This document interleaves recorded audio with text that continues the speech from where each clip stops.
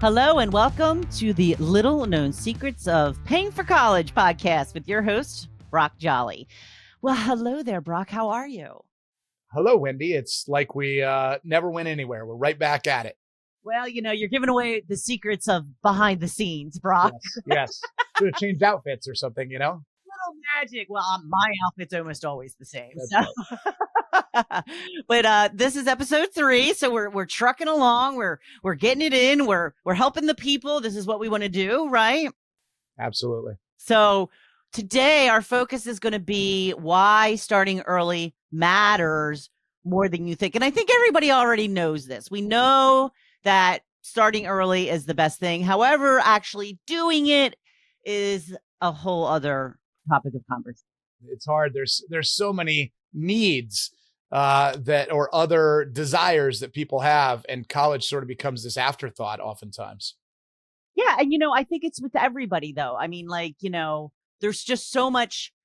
You see money and, you have your bills and you have your wants and, you have things that have to get done on the house. And, nobody wants to take that 10% hit from their from their paycheck every week. So, but it is really important. So how do we get that across to people that you really do need to start early? How do we get them to accept that and do it? Yeah. So I think that I will talk directly to whomever is out there listening in podcast land. And I would just say, think about your situation. Probably what happened is you started your first job, maybe out of high school, maybe out of college, whenever. And somebody probably came to you, some wise old soul, and said, you know what, Wendy, put money into the 401k. You should max it out. Because I know it's your first week on the job, but someday you're going to be like me and you're going to want to retire. And that 401k is an awesome tool to do that. You are so right. But I bought a puppy instead. Not a good financial decision. Oh, the story of my life, Brock. Yeah, maybe an emotionally helpful decision, but financially probably not. But it's like, okay, so at 22, 23, 24 years old, you start planning for retirement. And then sort of the stereotypical scenario plays out. You get married, you have a kid, you move to the suburbs, you buy a Honda Odyssey. I mean, whatever it looks like. It's a CRV. Okay, CRV. And so like that's America. And then at 13, 14, 15 years old, you have this deer in headlights moment of like, oh crap, college is expensive. This kid might want to go. This kid might want to go to college. And so how are we going to do that? And it's like, where have you been for the last 15 years, right? And this is a no judgment podcast. But the reality is, if you can learn something from it, I would tell you, this doesn't mean that if you didn't swing by your financial advisor's office on the way home from the delivery room that you're in trouble. Could you imagine? We'd all be done. That's what people ask me, like, when should we start? Yesterday. You should start on the way home from the delivery room. But I think the point is, financial planning talks all the time about time value of money. We all know that. Everybody knows about the miracle of compound interest. Mm-hmm. The sooner you start, the better. And sometimes people say, well, tell me about financial aid. And if I save money, I might not qualify for financial aid. We will deal with that later, I promise. The key right now is to save something, even if it's $100 a month. And by the way, most of you listening to this podcast, you can save at least $100 a month. You will not miss it. Because what happens is sort of back to the original story. Like, if it's in your savings account, you buy the puppy. Yeah. Right? You buy the puppy, or you buy the big screen TV, or you buy the BMW. Right? And it's like, and man, I've seen situations where retirement looks great, but families have to take out student loans because they don't have the liquidity or the cash flow to pay for college. Mm-hmm. And so it's solving that sooner rather than later.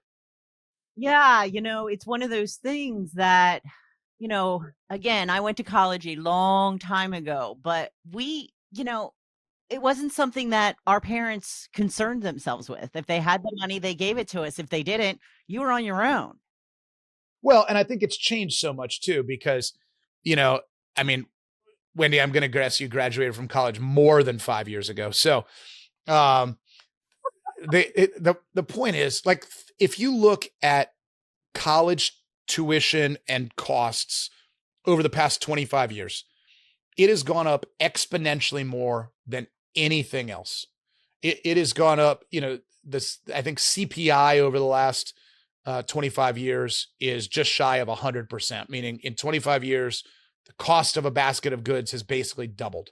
Right. Well, college has gone up almost 300%, right? And so it is exponentially more than anything else in the economy. Is it worth it? Maybe, maybe not. That's not for today's discussion.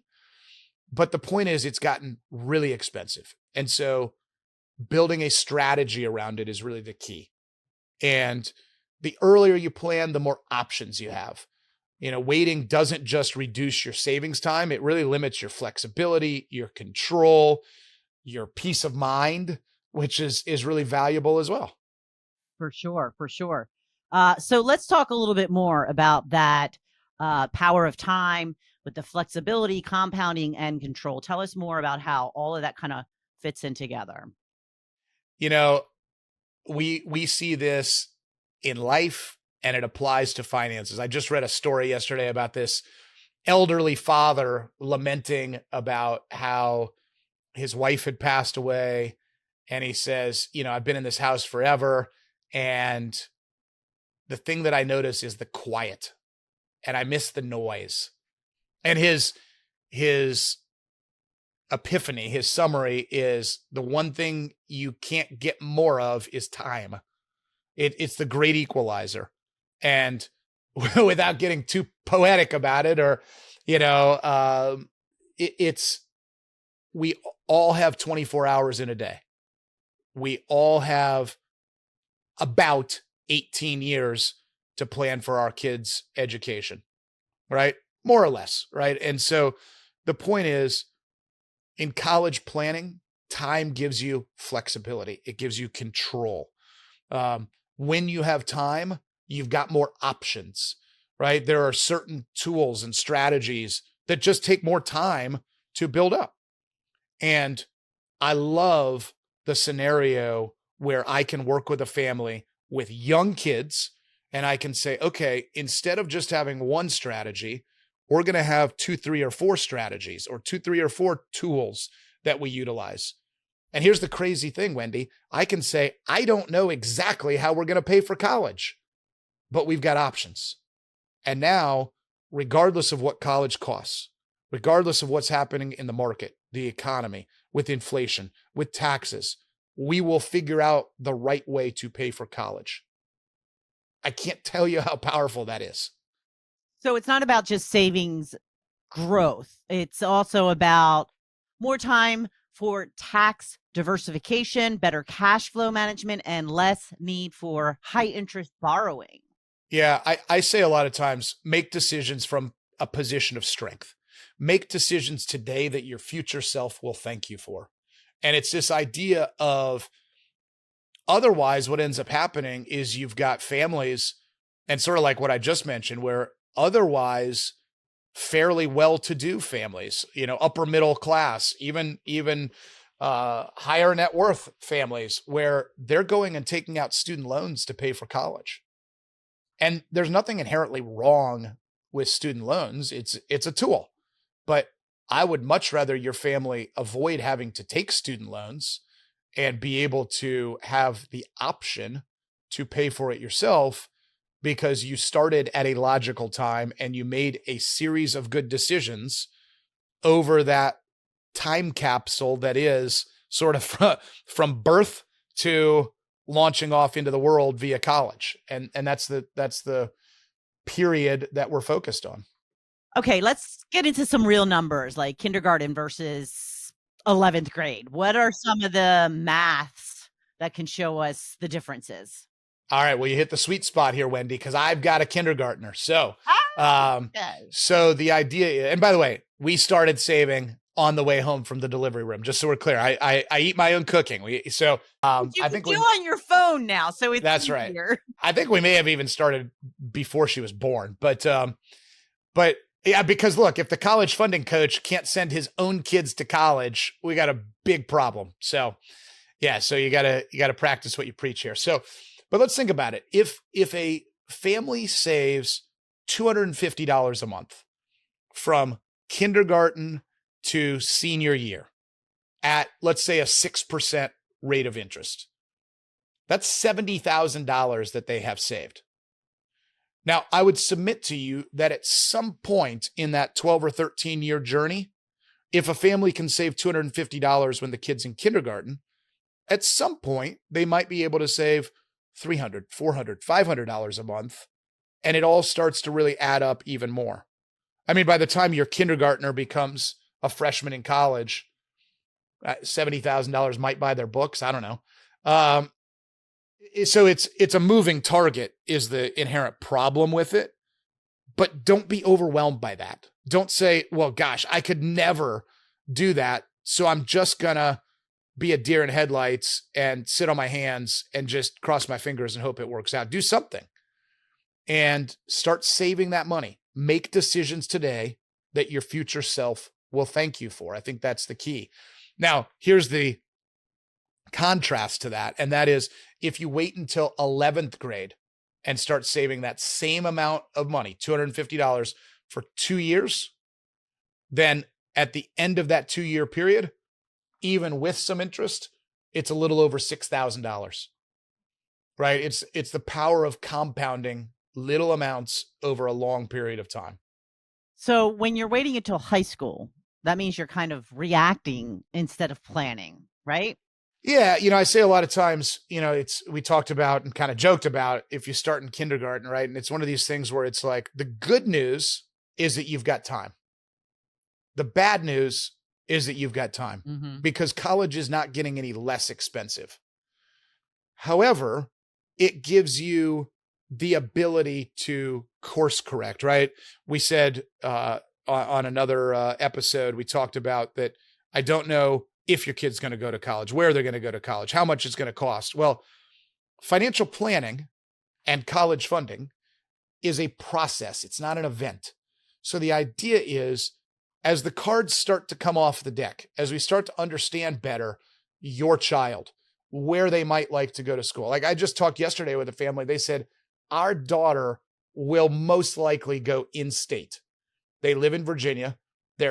I'll call it out-of-state options that they're looking at are the University of Maryland, which is about 20 miles outside of Virginia, and George Washington University, which is about 6 miles outside of Virginia. So the point is, like, they're looking at schools in the capital region. Mm-hmm.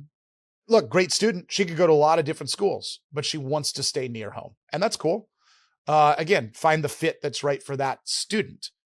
But the idea is, as we kind of think through this, figuring out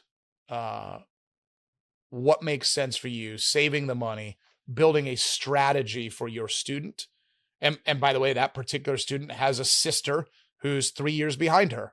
So now we're looking and we're saying, a lot of times the conversation with parents is, this is an area where fair and equal aren't necessarily the same thing. You got different students with different dreams, different goals, different objectives. So it doesn't mean, look, if I spent $28,000 per year on child number 1, I'm only going to spend $28,000 on child number 2. Yeah. Things change, right? And I would request parents to kind of be nimble as they go through that process. Let's talk about a little bit about the pressure of waiting. I've often said, and it's kind of reminding me of the fact that money can't buy happiness, but it can buy contentment. It can make you less stressed and not have to worry about how you're going to pay your bills. So how is the pressure of waiting impact parents and kids? Significantly, right? I mean, take it away from college for a second, right? What do couples fight about more than anything? The dog. Yeah, the dog. Fair. I'm kidding. I'm sorry. Did the dog get fed? Did the dog get walked? Absolutely. Like you clearly you were looking at the camera inside of my kitchen last night or something. I don't know, but, No, it was money. money, right? Exactly. And so it's the same thing here, right? It's this idea of procrastination is like such a detriment with this. Think about it for a second. Like if you think about retirement, and oftentimes it's this balancing act for the families we work with. Do I save for retirement or do I save for college? And my answer is not helpful. It's you save for both. Mm-hmm. And the answer is, well, Brock, we've only got so many dollars. We can only stretch them so far. I get it, but let's think about it more broadly. And so the idea is, if you save early, if you make good decisions, you relieve a lot of that pressure. Again, flexibility and control. And man, I've just seen it. It trickles down to the kids. The kids are stressed out, and I'm not suggesting necessarily that you give the kids a blank checkbook and you say, hey, you can go to any school you want because we saved early. It's build a plan, build a strategy, help your kids understand. And like, this is the financial literacy piece that we talked about on the second episode. It is helping kids understand how, as a family, you make these decisions, right? If you want to go, I picked on English majors last episode. So I don't know, maybe I'll pick on accounting might be good, but let's pick on accountants. All my CPA friends, we're going to pick on accountants now. So yeah, well, the point is, like, you could go get an accounting degree at pretty much every university in America. Mm-hmm. Do you need to go to Stanford to get an accounting degree? Look, a lot of smart accountants coming out of Stanford. But I think making a decision around that of like, what do you want to be when you grow up? Tough question, but really putting some time and conversation and introspection into thinking about that and what it may look like in the future and how you then sort of reverse engineer to make decisions around all of this moving forward. I don't have children, and it's probably a good thing. I've got a couple if you want some. No, I'm good. College is expensive, Wendy. I would tell them if they want to go out of state, then they can pay for it. I will help you with an in-state, reasonably priced college. If you want to go party somewhere where you can't have mom checking on you, then it's on you. Well, and I think too, and look, that's, we hear all the time, you can go to any school you want as long as it's an in-state public. And the reality is, as you peel back that onion a little bit, I agree with you. And in states where there's great flagship state universities and that's a good fit for the kid, great. But it's not the right solution for every kid. And so now you've got to just navigate this to say, okay, could I go to an out-of-state or a private school for the same cost, the same out-of-pocket cost as an in-state public? Again, strategy, thinking big picture about how you navigate this. And again, it comes back to our conversation around to wait or not to wait. If you wait, if you delay, if you procrastinate, guess what? You haven't the time to really build a strategy so that when your kid comes to you and says, hey, mom and dad, I want to go to this school, and this school's $50,000, $60,000, $70,000 a year, and you're deer in headlights, and now there's emotion, there's stress, etc. How do you have those conversations early on? How do you start planning? I mean, maybe not in kindergarten, but how do you start having the conversations if you're on a family vacation, maybe you drive through the campus that is on the way and you start talking about college. You go to a sporting event, you go to the art museum, whatever, like start having those conversations earlier rather than junior and senior year.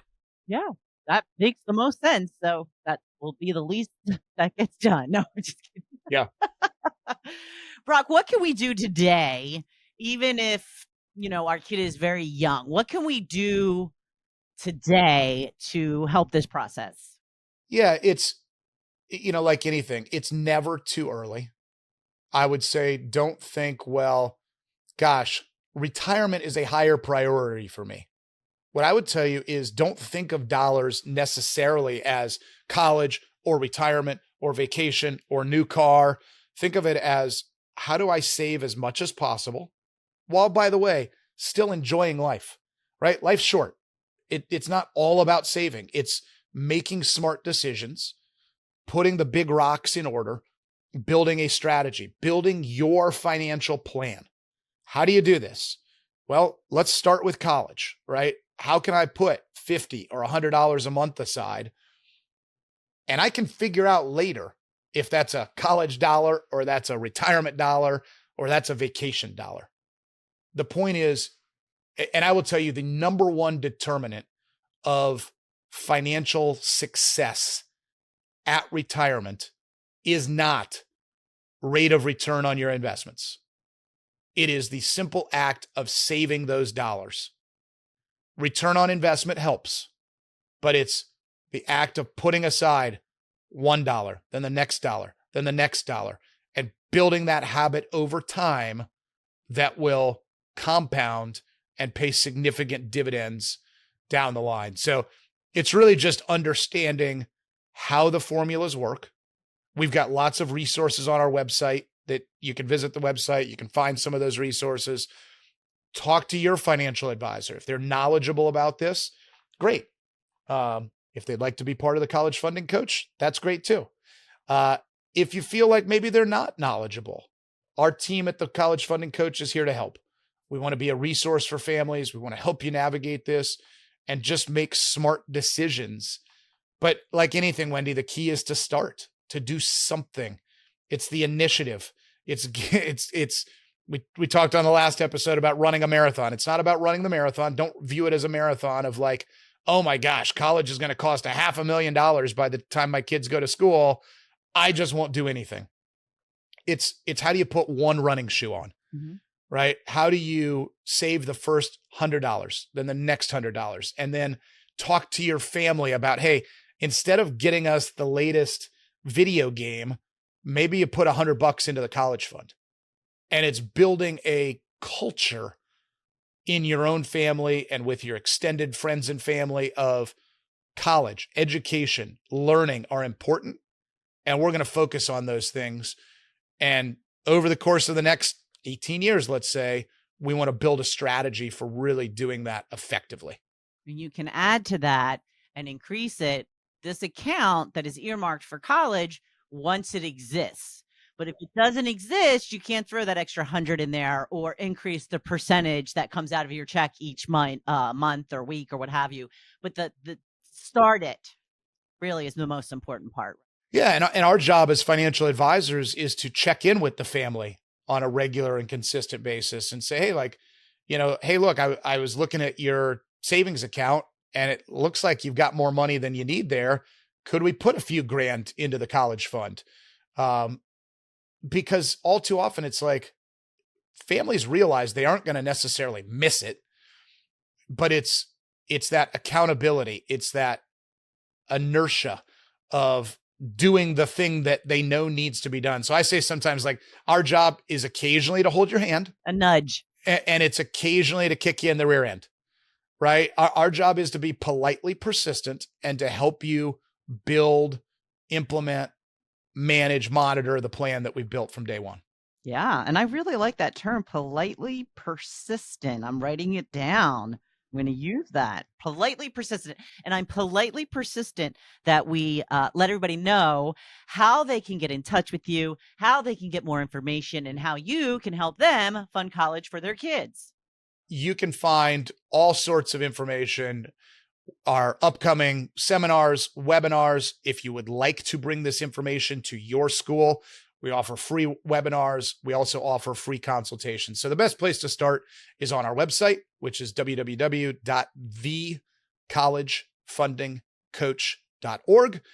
You can find a slew of resources there. There is so much information.